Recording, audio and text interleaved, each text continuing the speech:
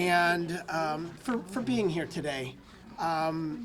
If you'd like to join us, anybody any of the workers that are interested in being a part of this, please come forward, because this is about all of us here. I'm so grateful to be joined by my colleagues in government, Assemblymember John Rivera and Erie County Legislator Taisha St. Jean Tard. I want to acknowledge the leadership here at Macaulay Residence, the Administrator John Durno and his team, for not only opening up their doors for us and welcoming us here today, but for recognizing the importance of speaking out in this moment right now to not just our community, but to our nation. And Macaulay's playing a very unique role in leading in our community. So thank you so much for your continued efforts and your leadership.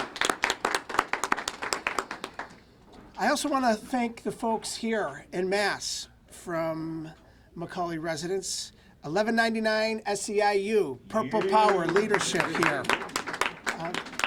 They're the individuals literally on the front lines every day caring for our community members, our friends, and of course, our families.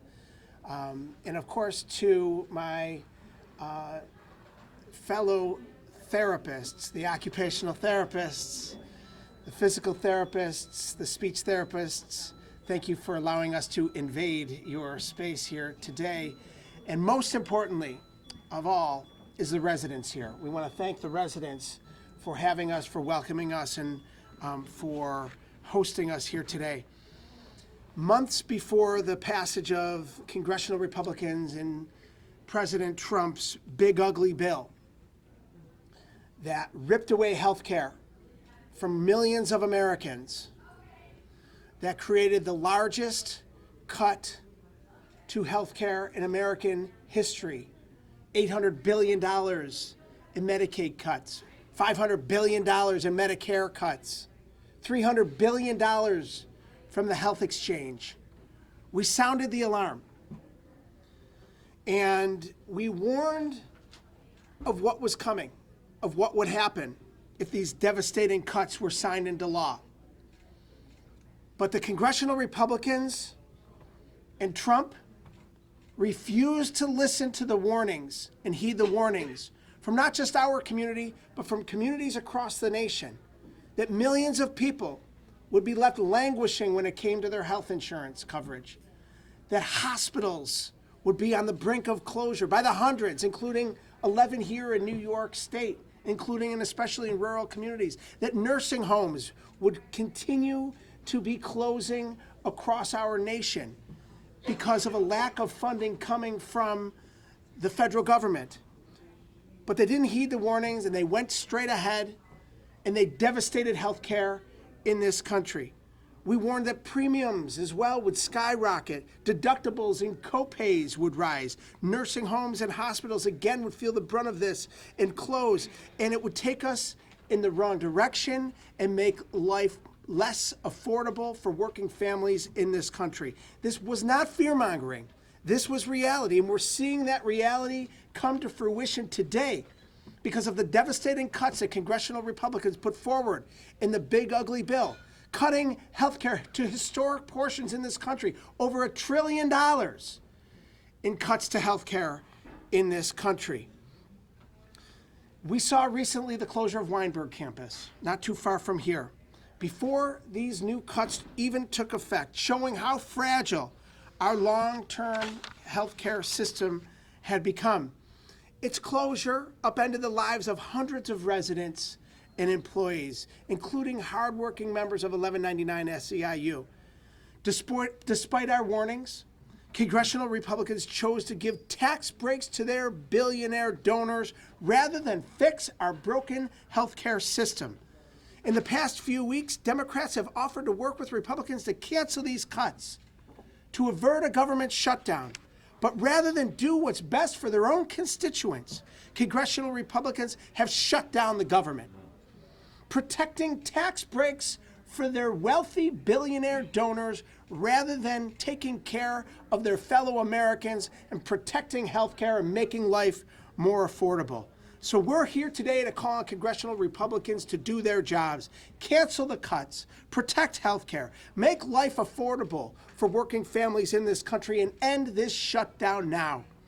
The health care cliff we're hurtling toward is preventable. All it'll take is a handful of Republicans to do what's right for their constituents and work with us to stop the collapse of the health care system in this country. We have fought for years for expanded access, for improved reimbursement rates, because we know that health care is not a luxury. Health care is a basic human right, especially here in this country, the richest country in the history of the world. We shouldn't have seniors worried about their Medicare coverage. We shouldn't have parents of children who've been diagnosed with cancer worried whether or not their child's cancer is going to be covered by the hospital that they're taking them to. Or the research is going to be stymied by a cut to these healthcare research dollars. That's un-American. People in this country deserve better than what congressional Republicans are giving them.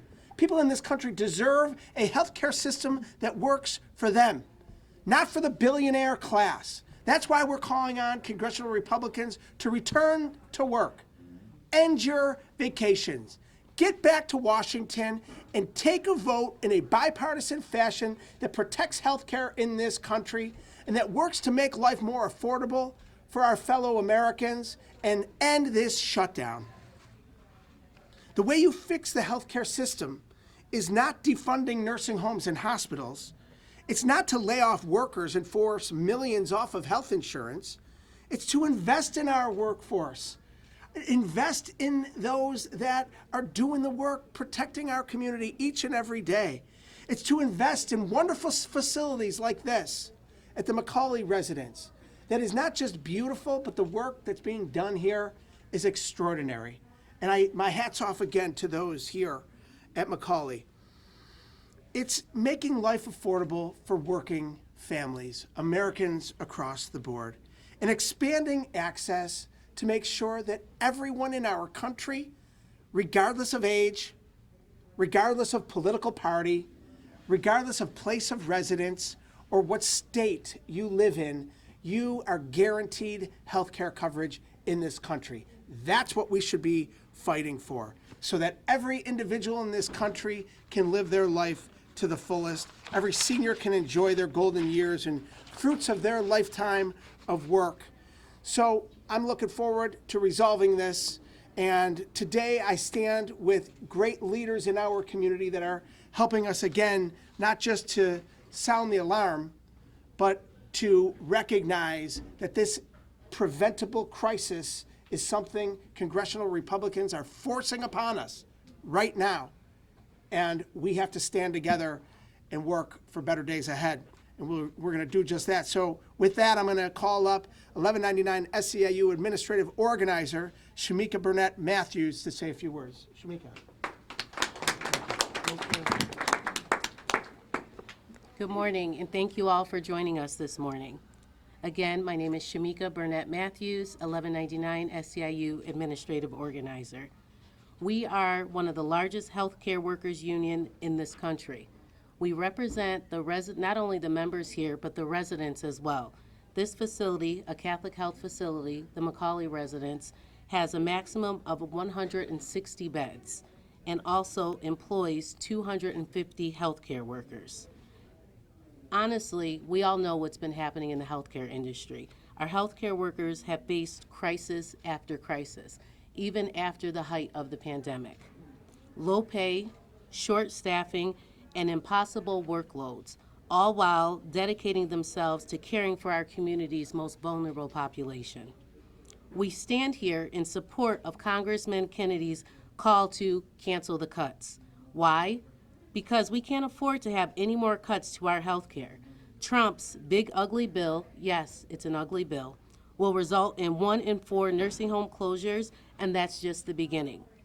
Hospitals will lose $8 billion in funding every year, threatening thousands of jobs and health care in our local communities. And these cuts threaten an already underfunded healthcare industry. Just last year, as Congressman Kennedy stated, we saw the closure of the beautiful Weinberg campus. This was prior to the proposal of these cuts. And most recently, just last month, the beautiful Westfield campus. This was a long-term facility in a rural area. These recent closures have left residents' families forced to find new homes and many working families without jobs. Simply put, we in Western New York cannot endure any more cuts. Without immediate action to protect and extend the enhanced premium tax credits that keep costs of the ACA health plans down, over 20 million Americans, including 220,000 New Yorkers, will be forced to pay thousands more in premiums each year or lose health care coverage entirely. The reality is that many nursing home workers live paycheck to paycheck, and if these cuts go into effect, health insurance premiums will double. Our members will then have to choose between paying for health care or paying their rent. If you have a disability, it shouldn't matter, or what neighborhood you live in, that shouldn't matter. Everyone deserves the right to health care, and health care at an affordable rate. Right now, we are asking that congressionals come back to office to meet, Republicans and Democrats, to join us in canceling the cuts. We ask that they end the government shutdown, as we have not only ourselves that we are focusing on, our members, our residents, patients, all across not just New York, but the entire United States. This government shutdown is affecting all of us negatively. Thank you. Thank you very much. Thank you very much, Samika. Next, we're going to hear from Karina Luciano, an 1199 SCIU member who works at Macaulay. Hi, my name is Katrina Luciano. I have been a unit clerk with Catholic Health for over 12 years, the last 3 being with Macaulay here on a subacute rehab unit. I believe that the cuts to funding to our facilities are detrimental. Our community really relies on us to kind of bridge that gap between hospitals and home. You know, we strive hard to provide the best physical therapy and occupational therapy for our residents to promote their successful return home. And for our long-term residents, we are their home. So we strive to just make sure their quality of life is handled here as best we can. If they cut the funding, where would our people go?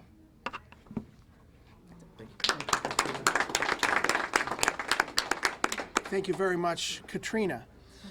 Next, I'd like to hear from somebody very special here, a resident here at Macaulay Residence, and that is Andy Cartonia.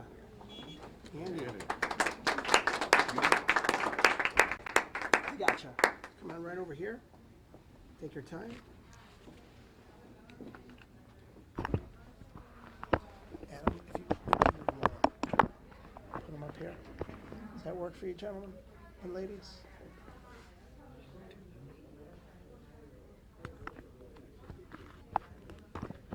Now, if those fall, don't blame me. Yeah. Yeah. All right, and you know what you could do? You could look right up at the cameras. Okay. Well, my name's Andrew Cartonia. I've been here at Macaulay for 3.5 years, and I've received outstanding health care, and the workers here are been very good. The activity programs that they have been outstanding. I've been very, very comfortable here. Should this place close, I don't know where myself and other individuals are gonna go, what we're gonna have to do. It is much better here for me the past 3.5 years than it was for me when I was at home with no interaction with anybody except my mother, who was caring for me. And I just don't think that you can't cut the costs and have anything drastic happen for healthcare for all individuals. Thank you, Andy. Thank you. Yeah. Okay. Well done, Andy. You're free to hang there if you'd like. Stick around, Amy.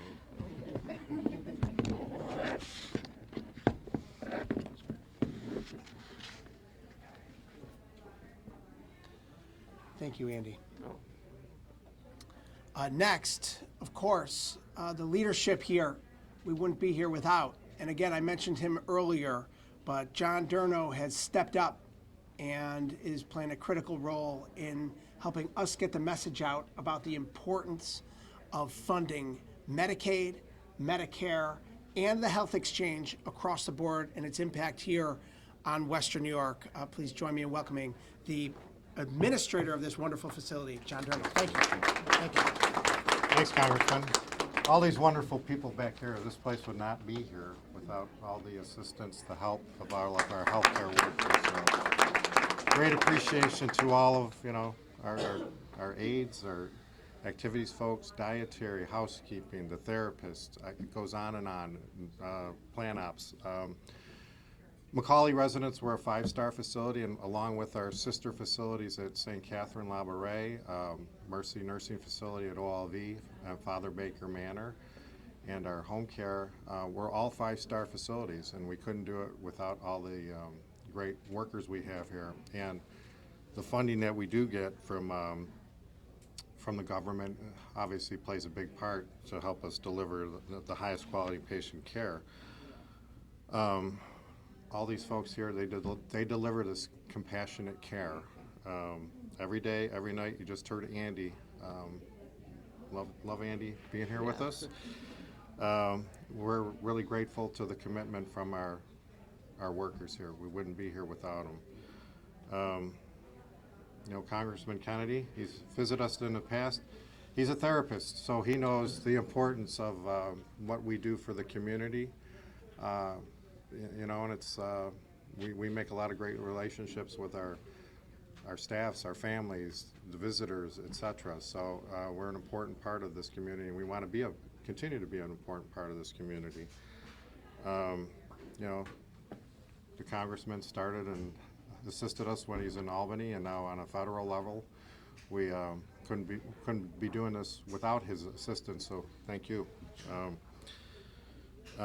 This is a financial challenge we're up against, as most of our partners in healthcare are, hospitals and nursing homes. So over 90 nursing homes have closed or been sold in the last 10 years in New York. So, and 4 have been in the upstate area.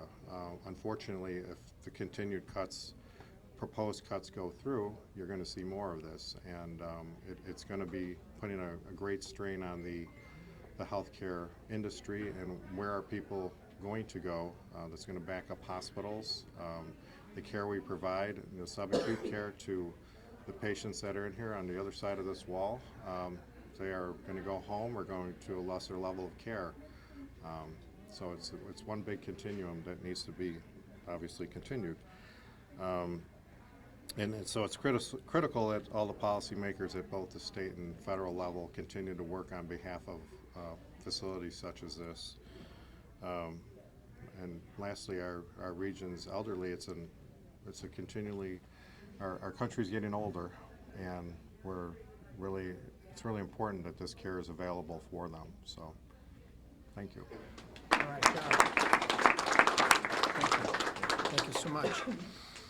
Next, we have 2 wonderful leaders in our community that have stood with us on the front lines, both here in Erie County and down in Albany, fighting to make sure that facilities like Macaulay and many others have the resources that they need. And now in this moment have been standing with us, pushing back against these horrific cuts coming out of Washington, D.C. by congressional Republicans and the big ugly bill. My friend, Assemblymember Jonathan Rivera. Well, thank you everybody for being here, and thank you for those that have spoken. Before I say anything else, I want to say something about our congressman.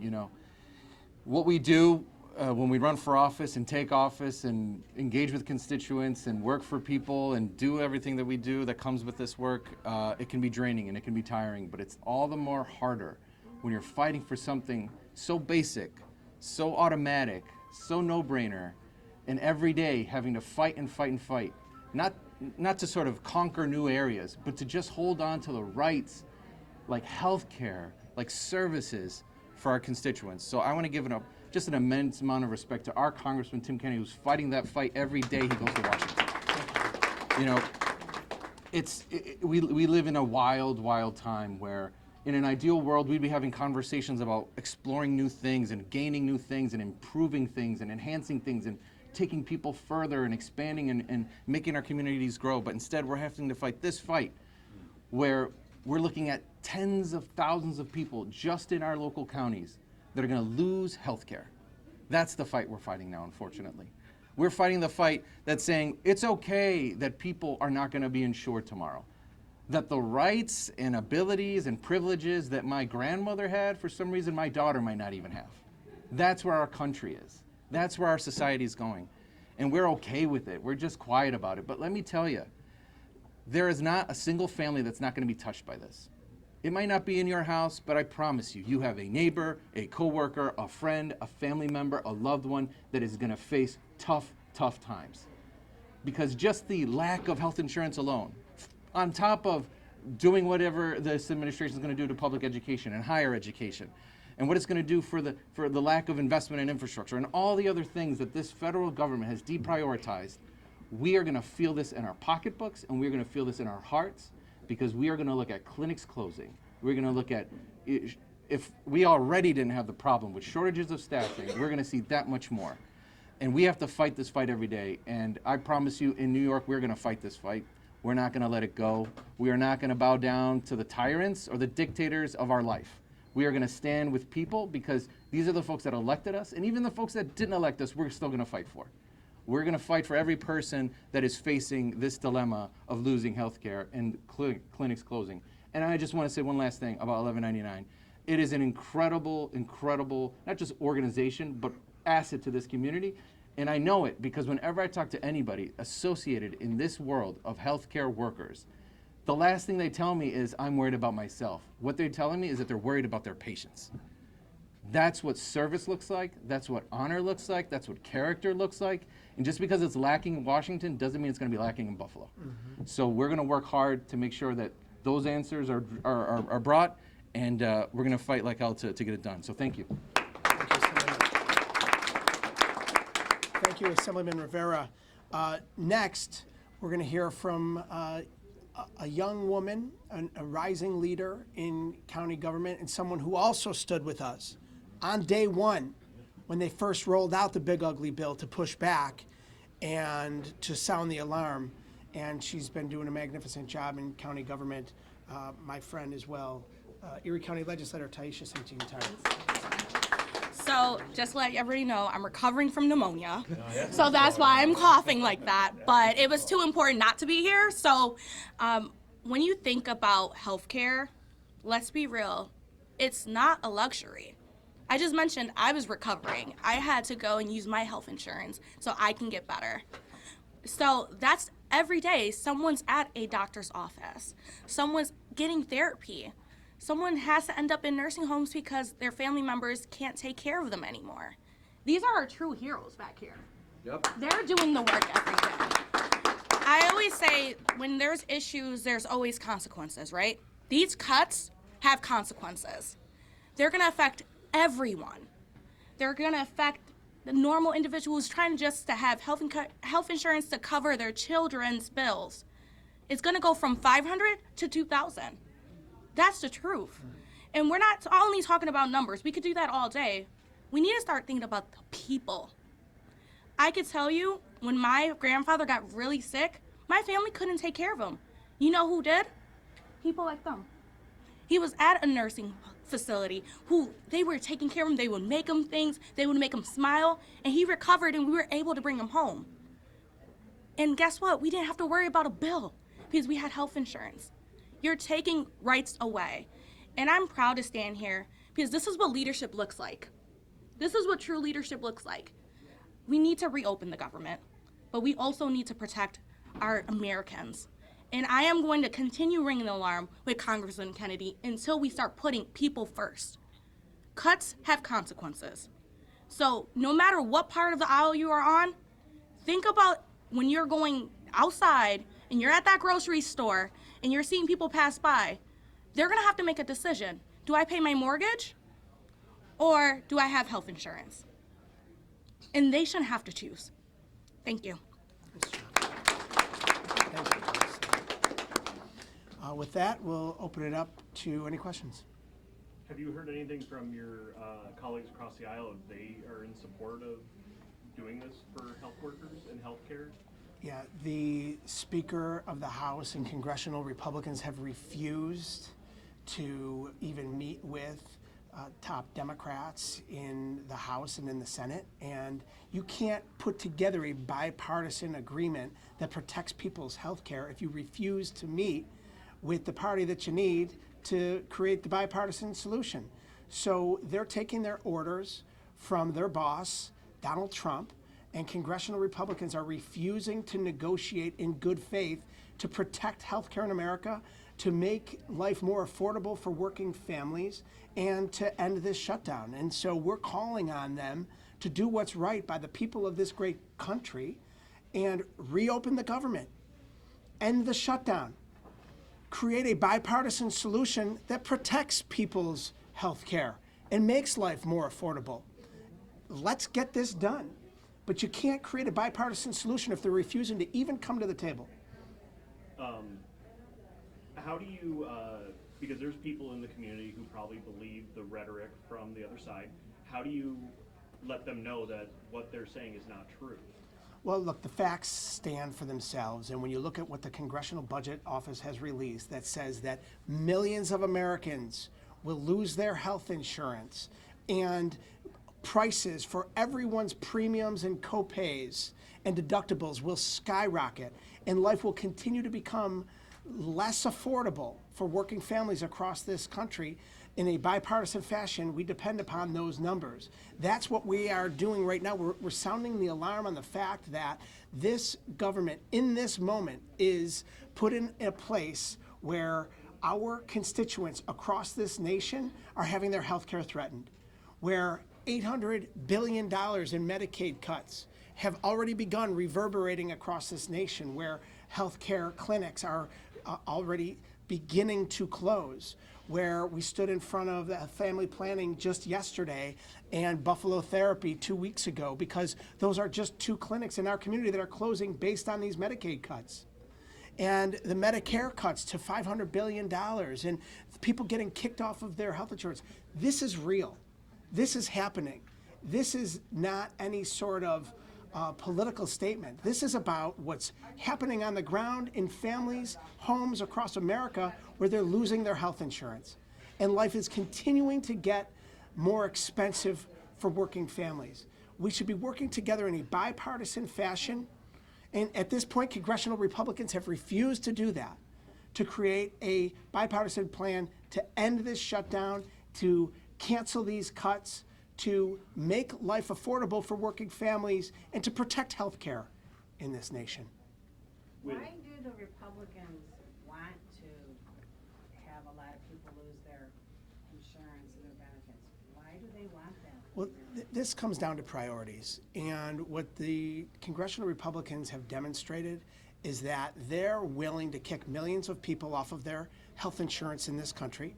They're willing to continue to allow prices to skyrocket in this country, all because they passed the big ugly bill that will give their billionaire donors a tax break, a permanent tax break, by the way. And so we have a very different philosophy in what we are fighting for. We are championing from the Democratic caucus in Washington the protection of healthcare as it exists in America, making sure that people have their health insurance and they're able to provide for themselves and their families in a time of need, and it's not ripped away from them, and that we're making life more affordable for working families in this nation. And so while they're taking care of their billionaire donors, we're taking care of healthcare and protecting working families in this country. That's what this fight is all about. Have you tried reaching out to Congressman Langworthy to see if you guys can come to get more people on your side or anything of that matter?